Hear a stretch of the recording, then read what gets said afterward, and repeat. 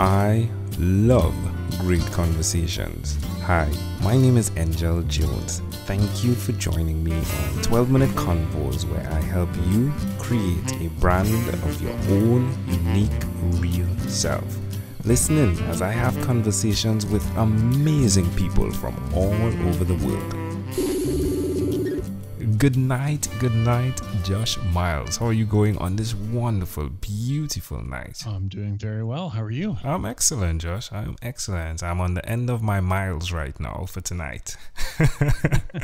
End of your miles with Mr. Miles. With Mr. Miles, JM. Yeah. Which part of the world are you in right now? I am in the increasingly chilling Indianapolis, Indiana, USA. So we are starting to get a little of that winter weather just in time for Thanksgiving and holidays. Oh, well, good news, my friend. That email that I do save in draft is there waiting and willing to be sent when you request, which is filled with Caribbean sunshine.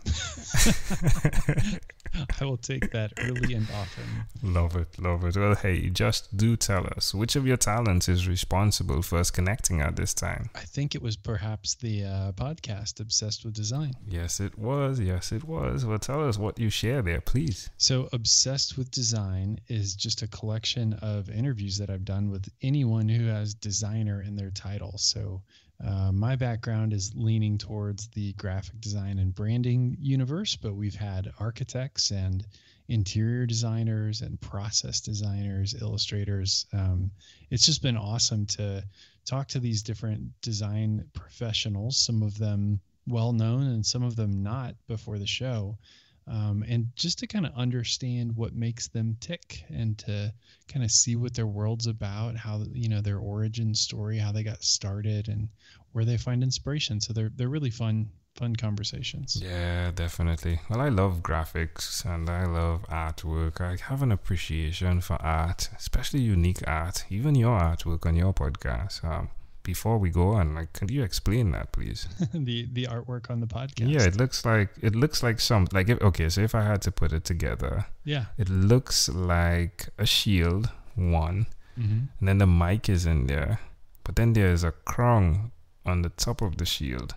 But all in all, it still looks more like a face, if you would, like a transformer model type face. Oh, yeah. Yeah, and as well, it looks like Native American. Oh, interesting. So there were the wings and the shield and the crown. Definitely, the goal was kind of to elevate the conversation with these designers and to kind of put them to honor them in a place where maybe they don't get on a daily basis, especially in their jobs and with their clients. So we wanted it to feel regal and like it was an honor to be on the show. So obviously the microphone's kind of a little more literal element to that, but I appreciate you noticed all those things. Yeah. It's pretty amazing. Love it. Love the color as well. We didn't tell them about the color, but the blue is a really amazing blue. It's like the sky blue. Yeah. So if you're interested, you can go to obsessedshow.com and it's got links to iTunes and all that good stuff, but you can kind of check out what we're talking about. Yeah, pretty amazing stuff there. So Joe, tell me, who did you learn the skills of graphic designing from? I think I was pretty much doing drawings of some sort since I was old enough to put a pencil in my hand, and I'd have to credit my mom with that for encouraging that skill early and often. And really kind of pushing the bounds of what I could do. And I remember like in kindergarten drawing a face and she said, where are the ears? Oh, I forgot the ears. So, just those nice little coaching moments kind of kept me pushing to do more. And, I would find that I impressed people at an early age with what I could draw. And at some point drawing, kind of became not boring, but I wanted to try something different. And I really discovered graphic design in college at the university level and fell in love with typography and the ability to communicate a message and really to help people understand what a brand or a product or service is about just by looking at it. And I thought that was such an interesting approach. And so today the branding and design space is generally where I camp out for the most part. Pretty fascinating stuff. Hey, it's amazing that you're doing that now for others, right? Like being the coach, if you would, but very subtly, right? By having other people that are sharing their experiences. Amazing how it connects, isn't it? Yeah. And for a while, early in my career, I was teaching as adjunct faculty for a couple different university design programs. Wow. And I just love the teaching element of that, but it reflects nicely into, having an agency. We've got 16 people that work there. And so you have an opportunity to kind of coach and teach and guide along the way too. And I always say someday if I get hit with a truck full of money, I'm just going to go back to teaching, because that was just a lot of fun to help other young designers kind of explore their talents and figure out how to refine their skills. How has the podcast impacted your life? Oh man, it's so cool to have all of these, wise people at different levels in their career, and to be able to ask them all the questions that selfishly I want to know the answers to. These are conversations that I'm excited to have. But then to also be able to share those with everybody else and to get the feedback of even requests of, oh man, on the next talk, ask them why they grew their firm to a certain size, or ask them why they're solo, or, it's interesting to hear from the listeners, the other things that they want to know. But it's, I think it's helped me in my own professional life, even though I'm not interviewing clients, I'm interviewing peers, but it's helped me just learn to ask better questions. Which is so important in life. Oh my, if I only knew that way before, life would have been so much different.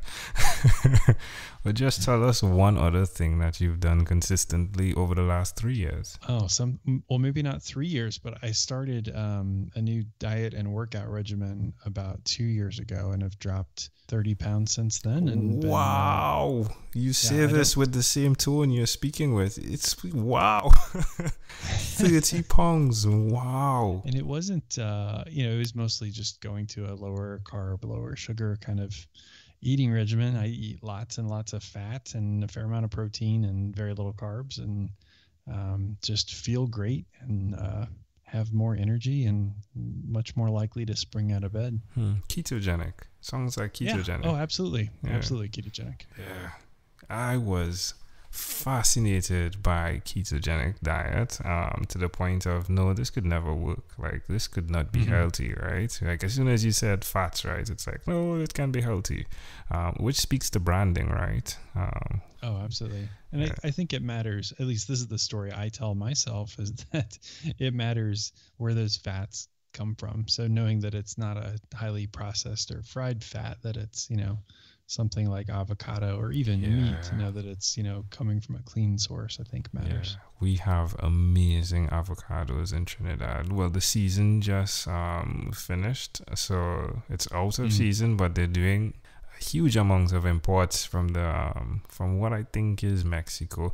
But my friend, we have some amazing avocados. Ooh, my grandfather planted avocado trees. Some of them are no longer around, but yeah, just to make your mouth water, right? It's like, yeah. Well, I think after we finish this conversation, I'm going to hit up Expedia and figure out how to get to Trinidad. Love it. Well, I have a place you can stay, right? So it's just to get you. Awesome. Well, I'll bring my microphone. Oh, sounds like fun. Ooh, yeah, having a conversation under the avocado tree. So how does it make you feel? Just knowing that you've done the work that has brought you to this place now of losing all of that weight. Oh wow, it's it just makes you have no desire at all to go back to the junk. I just people joke with me all the time about even today. I was in an office and they were like, "Hey, do you like cupcakes?" And I said, "Well, yeah, I like cupcakes, but I'm not going to have one." There's just no temptation at this point, knowing that how much better I feel and how much progress I made. So it's a pretty cool thing. Yeah, it's pretty amazing. That could be a whole conversation. I just thought about almond bread. Let me stop while I'm ahead. All right. So just why would you suggest to someone that's listening why they should even consider doing what you're doing? Not necessarily that it has to be the ketogenic diet, but just that you would be aware of your health. I think being in control of your own body is a pretty freeing feeling. So to know that that you're in charge and it's not your willpower, your stomach that's driving you. It's you get to make those choices. So deciding how you're going to run your day or run your week, and that your own goals are what's going to drive it, and not just some whim or some craving. Love it. Amazing audience. We are live with Josh Miles. Again, he is the podcast. We didn't mention the second podcast that you have. Well, let me say the first. So he is the podcast host of Obsessed with Design. And what's the name of the second podcast? The second one is called PSM Show, which stands for Professional Services Marketing. So in our own little weird niche of the world, we do a lot of work with architects and engineers and construction companies, which are largely considered professional services firms. So I have a co-host for that show named David LaCourse, and we just recently took over that show, interestingly enough, from another group in Australia who decided they weren't going to do the show anymore, and they knew about us and wanted to hand off the reins to keep the show running. So it's been fun. We're only about 4 episodes in. Sweet. Well, Josh, let's switch gears for a moment now, and let me invite you into my time machine that is surrounded with beautiful, warm, blue Caribbean water. Josh, what is your earliest childhood memory? I've got 2 of them, and I'm not sure which came first, but one was we lived at in a ground level apartment where you look out the windows and you see grass, and watching the little chipmunks run back and forth in the window. And then another one in that same apartment, my parents had apparently bought something that was bigger than me, and I was playing in the box and hiding in there when one of their friends came over to visit. So I remember this, looking out the tunnel of that cardboard box. So those are my first 2. Wow. Why do you think it's so clear? I think that was that apartment was just a safe place that I spent a lot of time in really early on. I think we moved out of there before I was even 2 years old. So these have to be really, really early memories. Well, can I offer an interpretation to the thought picture you created in my mind? Yeah. I love the idea of limited view and what that can encourage or help increase. You had to go inner, if you would. You had to go deep inside your mind to expand the creativity that existed, despite the fact that sometimes you were boxed in, right? Both for the play and even literally. But the fact that you did have that window in that element, you have grown even more than the person who had full view, if you would, to expand in the graphical imagination, if you would. That's my term right there, right? The graphical imagination of what can occur, what could be designed, or what exists past imagination. That is a beautiful interpretation. Yeah, it's pretty amazing. If you are pretty amazing when I said that, like the thing is pretty amazing. Like I could see you looking out there, like wow, like who would think, right? All right. If we fast forward to when you were 12 years old, what was your favorite song? Oh, that's a good question. 12 years old, probably some movie theme song. The Back to the Future.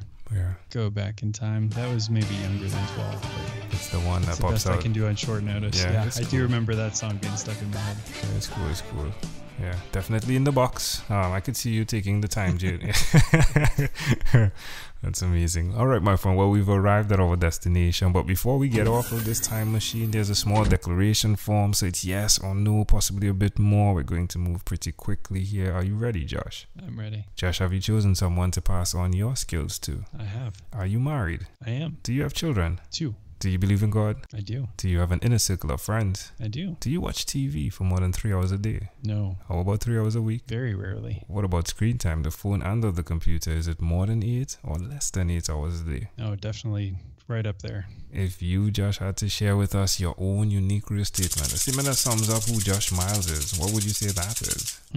I think other people would say that guy is a sponge. And I think what they mean is I love soaking up wisdom and having it in there for when I need it. Love it. Josh Miles, this was a great pleasure. Before you leave, is there anything else you'd like to share with our amazing audience? I also have a book that I recently released second edition of called Bold Brand 2.0. So if you're interested in how to leverage brand strategy to reposition, differentiate, or market your professional services firm, it's on Amazon, or you can go to boldbrand.com. Love it. Josh Miles, thank you, my friend, for being on What is Inspired by 12-Minute Convos with Angel Jones. Thank you for being on 12-Minute Convos with Angel Jones. Stay tuned for more from our advertisers. Diabetes is a mountain pandemic. It's a disease that's not acute but chronic. Similar to this rhyming method, I have simplified the definition, the signs and symptoms, and the complications of diabetes for both adults and children in my books, Poems for Patients, A Focus on Diabetes, and The ABCs of Diabetes for Children. These books are available on Amazon.com, and for more information, you can visit my website, poemsbyaj.com. That's poemsbyaj.com.